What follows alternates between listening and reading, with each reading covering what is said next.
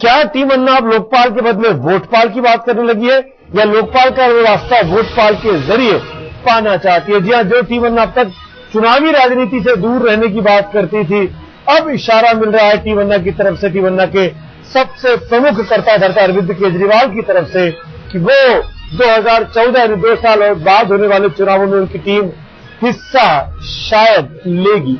आज तक से खास मुलाकात में टीम अन्ना के सबसे अहम सदस्य अरविंद केजरीवाल ने एक अहम खुलासा किया है। पहली बार दिए गए अपने किस्म के बयान में केजरीवाल ने कहा कि अन्ना की टीम अच्छे उम्मीदवार को समर्थन दे सकती है। केजरीवाल फिलहाल सीधे सीधे चुनावी मैदान में उतरने से मना कर रहे हैं, लेकिन उन्होंने कांग्रेस और बीजेपी दोनों का विरोध करते हुए खुलासा किया कि अच्छे कैंडिडेट का उनकी टीम समर्थन कर सकती है। केजरीवाल ने आज तक से खास बातचीत में एक और बड़ी बात कही है।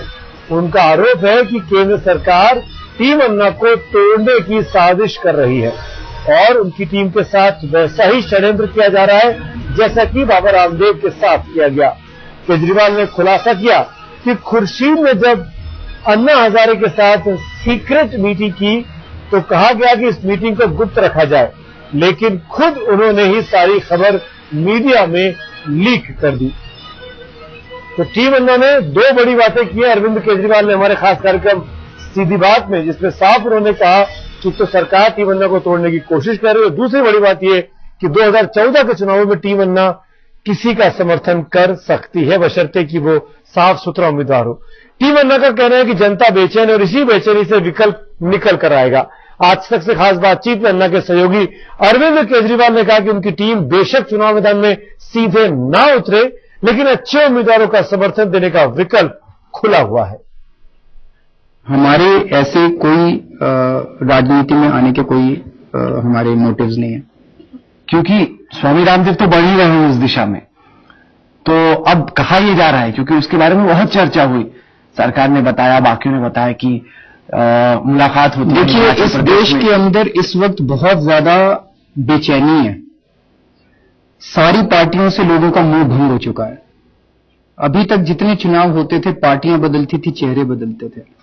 2014 के पहले जिस तरह से मैं देश में घूम रहा हूं और लोगों का गुस्सा देख रहा हूं, मुझे पूरी उम्मीद है कि 2014 का चुनाव नहीं होगा, क्रांति होगी। चेहरे नहीं बदलेंगे, पार्टियां नहीं बदलेंगी, व्यवस्था बदलेगी। जनता के बीच से ही कोई विकल्प निकलेगा। वो विकल्प कैसा होगा, उसका क्या प्रकार होगा, उसमें कौन कौन लोग होंगे, मुझे नहीं आइडिया, कह पाना मुश्किल है। लेकिन इस बेचैनी को जब अगर आप महसूस करने की कोशिश करें, उसके अंदर से जरूर कुछ ना कुछ विकल्प निकलेगा। क्या जनता विकल्प देगी? क्या विकल्प निकल सकता मुझे आइडिया नहीं है, मुझे बिल्कुल आइडिया नहीं है। मैं इस बेचैनी की बात कर रहा हूं।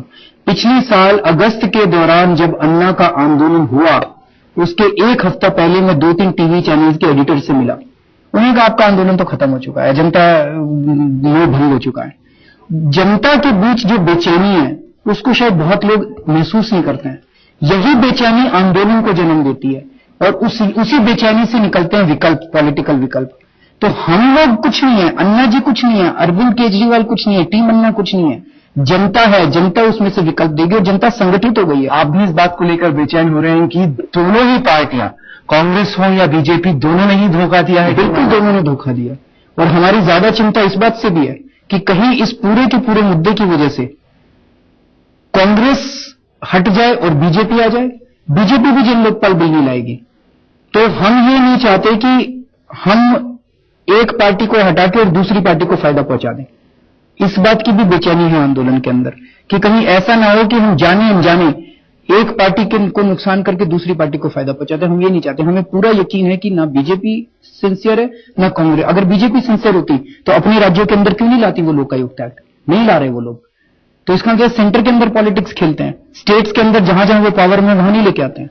नहीं, तो आप ये कह रहे हैं कि लोग जुड़ेंगे और जनता के बीच में से विकल्प निकलेगा। उसका क्या प्रकार होगा? आपको लग रहा है कि माहौल बन रहा है? माहौल बहुत बन रहा है, जुड़ने शुरू हो रहे हैं ऐसे लोग जो कि ना कांग्रेस से हो ना बीजेपी से हो, आम जो मिल के चुनाव लड़े। आम जनता से विकल्प निकलेगा। हमारा मकसद है व्यवस्था परिवर्तन। ये जो विकल्प होगा, पॉलिटिकल विकल्प, ये तो मीन्स है, व्हीकल होगा। ये व्हीकल का क्या स्वरूप होगा, कैसा होगा, मुझे नहीं पता। आप उसमें हिस्सा लेंगे? मुझे नहीं पता और मेरे हिसाब से अभी तक कुछ नहीं है ऐसा। हम लोग इसमें हिस्सा नहीं लेंगे, हम लोग डायरेक्ट इलेक्टोरल पॉलिटिक्स में हिस्सा नहीं लेंगे। सपोर्ट हो सकता है कर सकते हैं, जैसे अन्ना जी बार बार कह चुके हैं। तो इसकी अगुवाई कौन करेगा? वहीं से निकलेंगे।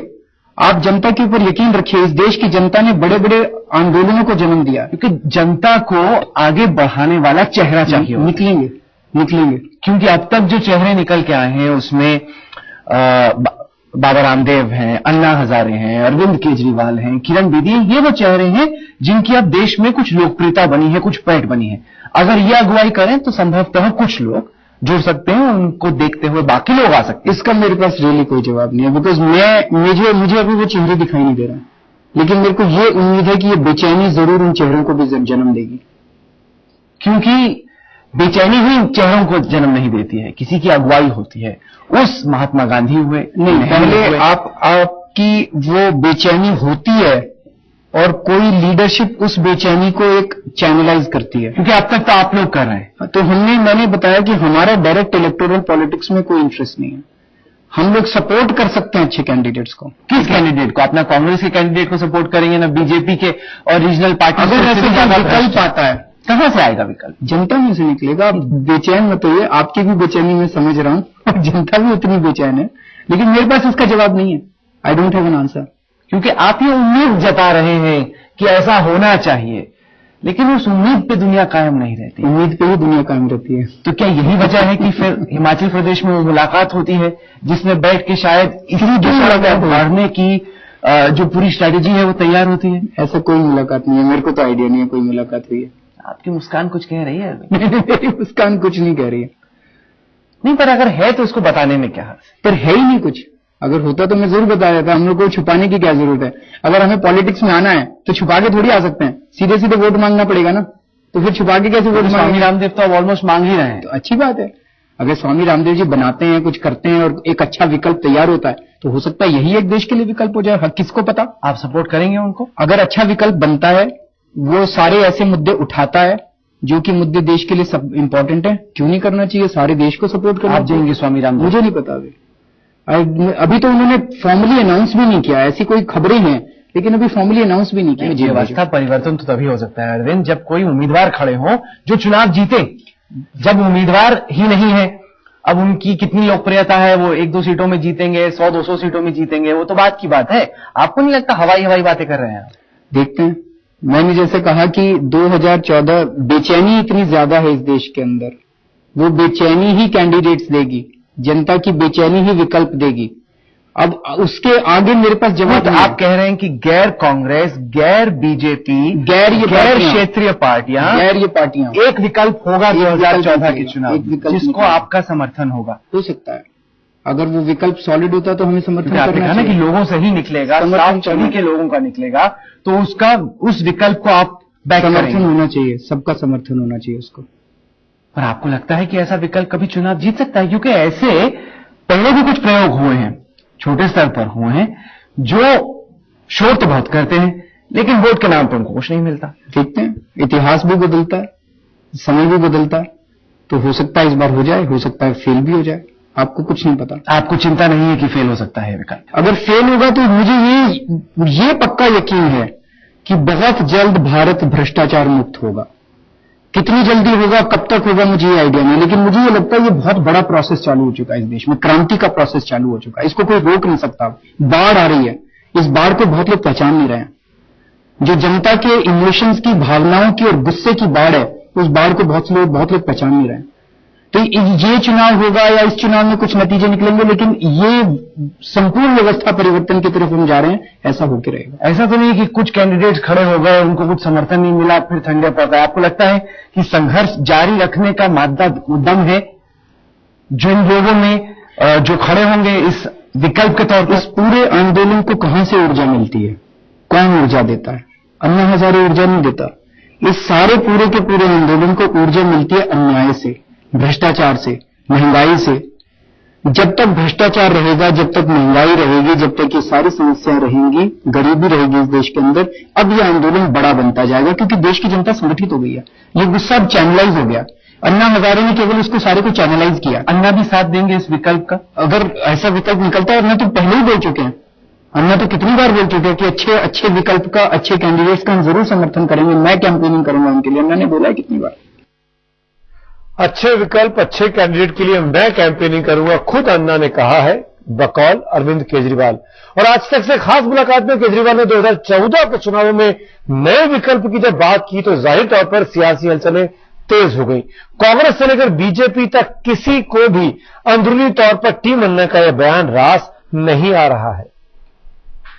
2014 के पहले जिस तरह से मैं देश में घूम रहा हूं और लोगों का गुस्सा देख रहा हूं, मुझे पूरी उम्मीद है कि 2014 का चुनाव में होगा क्रांति होगी। चेहरे नहीं बदलेंगे, पार्टियां नहीं बदलेंगी, व्यवस्था बदलेगी। जनता के बीच से ही कोई विकल्प निकलेगा। वो विकल्प कैसा होगा, उसका क्या प्रकार होगा, उसमें कौन कौन लोग होंगे, मुझे नहीं आइडिया, कह पाना मुश्किल है। केजरीवाल ने चुनाव 2014 की झलक दिखलाई तो सियासी हलचल तेज हो गई। क्या है टीम अन्ना की मंशा? इस सवाल पर हर सियासी दल में मंथन होने लगा है। केजरीवाल के बयान से सियासी सनसनी, सियासी दलों में बयान पर शुरू हुआ मंथन, एक बयान को लेकर उठे सैकड़ों सवाल। 2014 के चुनाव में तीसरे विकल्प की बात कहकर केजरीवाल ने कई संभावनाओं को जन्म दिया है।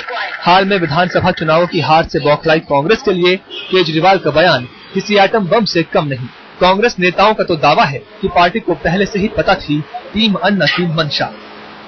शुरू से हमारा व्यक्तिगत ये मत रहा है कि अन्ना टीम में जितने लोग हैं सब एम्बिशियस हैं और इलेक्टोरल पॉलिटिक्स में आने का ये लोग भूमिका बना रहे हैं और स्वागत है, सबको आना भी चाहिए। कांग्रेस के साथ टीम अन्ना के निशाने पर बीजेपी भी है, लिहाजा बीजेपी नेताओं का पारा भी चढ़ा हुआ है। देखिए, राजनीति में क्या होगा ये देश की जनता तय करती है। कोई पार्टियां नहीं तय करती, कोई व्यक्ति नहीं तय करता, बल्कि देश की जनता तय करती है कि कौन आएगा। किसी व्यक्ति के कहने से कोई नहीं आता है। 2014 के लोकसभा चुनाव के लिए टीम अन्ना ने नया दांव चल दिया है। हालांकि अभी इस मामले में टीम अन्ना ज्यादा खुलासा नहीं कर रही है, लेकिन इतना जरूर है कि इस खुलासे भर से भी सियासी दलों की नींद तो उड़ ही गई होगी। आशीष महर्षि के साथ बालकृष्ण, दिल्ली आज तक। अरविंद केजरीवाल कहते हैं कि देश की जनता में बेचैनी और इसी बेचैनी से एक विकल्प उभर कर आएगा 2014 में जो गैर कांग्रेसी, गैर भाजपाई और गैर तीसरा मोर्चा हो सकता है। और उनका ये बयान राजनीतिक पार्टियों में ही बेचैनी पैदा कर रहा है। इसके साथ ही अरविंद केजरीवाल ने एक और आरोप लगाया कि सरकार टीम अन्ना के साथ उसी तरह से साजिश कर रही है जैसा कि रामदेव के साथ किया गया। केजरीवाल का दावा है कि खुर्शीद ने अन्ना के साथ गुपचुप मुलाकात की और कहा कि मीटिंग को गोपनीय रखा जाए, लेकिन खुद सारी जानकारी लीक कर दी। सलमान खुर्शीद की अन्ना हजारे से मुलाकात होती है, उस मुलाकात में क्या बातचीत हुई? अन्ना ने आपको क्या बताया? क्या पेशकश हो रही है? सरकार क्यों मिलना चाहती थी अन्ना से? सलमान खुर्शीद जी ने ये बताया कि सोनिया गांधी जी और मनमोहन सिंह जी, उनकी अथॉरिटी से वो मिलना चाहते हैं अन्ना जी से। अन्ना जी से वो मिले। मीटिंग में उन्होंने अन्ना जी से पूछा आपके क्या क्या चाहते हैं आप? तो उन्होंने, अन्ना जी ने कहा कि जो तीनों बातें आपने अगस्त आंदोलन में मानी थी वो डाल दिए, सीबीआई को लोकपाल में डालिए, ग्राम सभाओं का कानून लाइए और राइट टू रिजेक्ट का कानून लाइए। सलमान जी ने कहा कि ठीक है, मुझे मंजूर है, लेकिन मैं एक बार जाके बात कर लेता हूं। तो मैं सोनिया जी से, पीएम से बात कर लेता हूं। उसके कुछ दिन के बाद अन्ना जी के पास मैसेज आया कि दोनों से बात हो गई है और वो तैयार हैं। तो अन्ना के मन में कुछ खटका। अन्ना ने कहा कि लेकिन एक बिल तो ऑलरेडी पेंडिंग है पार्लियामेंट में, तो क्या आप इस बिल को विड्रॉ करेंगे और नया बिल लेके आएंगे इनकॉर्पोरेटिंग ऑल दीज डिमांड्स? उसके ऊपर वो चुप्पी लगा गए। कई दिन तक फोन ही नहीं आया, कोई मैसेज ही नहीं आया। और अचानक एक चिट्ठी आ गई और मीडिया में खबर छप गई कि अन्ना की सलमान खुर्शीद से मिला कि सलमान खुर्शीद। तब अन्ना को लगा कि ये लोग फंसा रहे हैं। आपके हिसाब से सरकार की क्या मंशा थी? क्यों इस तरीके से सरकार तौर पर मुलाकात? 3 तरह से मंशा थी। गुप्त तौर, जैसे उन्होंने स्वामी रामदेव जी के साथ किया था पिछली बार, वो वही षड्यंत्र यहां खेल रहे थे। अन्ना जी से गुपचुप मीटिंग करो, अन्ना जी को कह दो कि मीटिंग गोपनीय रखना। अन्ना जी बेचारे सीधे साधे हैं। उन्होंने कहा देश हित में अगर 10 दिन मीटिंग को गोपनीय भी रखना है तो क्या हर्ज है। उन्होंने गोपनीय रखा। इधर उन्होंने यहां पे टीम को तोड़ने की कोशिश की। एक लेटर भिजवाया टीम के पास जिसमें ऊपर letter is address to Anna Hazare और लिखा है आपने पिछले कुछ दिनों में जो सरकार का सहयोग किया उसके लिए धन्यवाद। तो टीम को लगेगा अरे क्या अन्ना जी कहां जा रहे हैं, किससे मिल रहे हैं? तो एक तरफ टीम का, दूसरी तरफ मीडिया में एक लीक कर दी खबर कि सलमान खुर्शीद से अन्ना जी की सीक्रेट मुलाकात। जनता को लगे यार कुछ सौदेबाजी हो रही है। पर अन्ना ने आपको तो बताया नहीं मुलाकात से पहले। मुलाकात से पहले नहीं, लेकिन 24 जून को उन्होंने बस इतना मुझे बताया था कि मैं बातचीत कर रहा हूं। आपको नहीं लगता कि आप उनके सहयोगी हैं? कहा जाता है आप उनके बेटे की तरह हैं, आपसे हर बात पे राय लेते हैं। इतना बड़ा फैसला सरकार से जाके मिलते हैं, आपको बताते तक नहीं। नहीं, पर इसमें हर्ज क्या है? अगर 10 दिन मुझे पता नहीं चलेगा, अगर देश के लिए लोकपाल बिल आ रहा है तो ऐसी कोई आफत नहीं है। हम लोगों ने अच्छी चीज ये है, अभी तक सरकार ने इस टीम को तोड़ने के इतने प्रयास कर लिए, टीम मुट्ठी की तरह एक साथ है। जिस दिन वो चिट्ठी आई, सरकार की मंशा थी टीम टूट जाएगी। मैंने सब लोगों से फोन करके बात की, सबके हौसले बुलंद थे। उन्होंने कहा अन्ना के साथ हैं हम, अन्ना गलत नहीं कर सकते, जो अन्ना कर रहे हैं हम अन्ना के साथ हैं। सो सरकार जो मर्जी कर ले, कुछ नहीं हो सकता।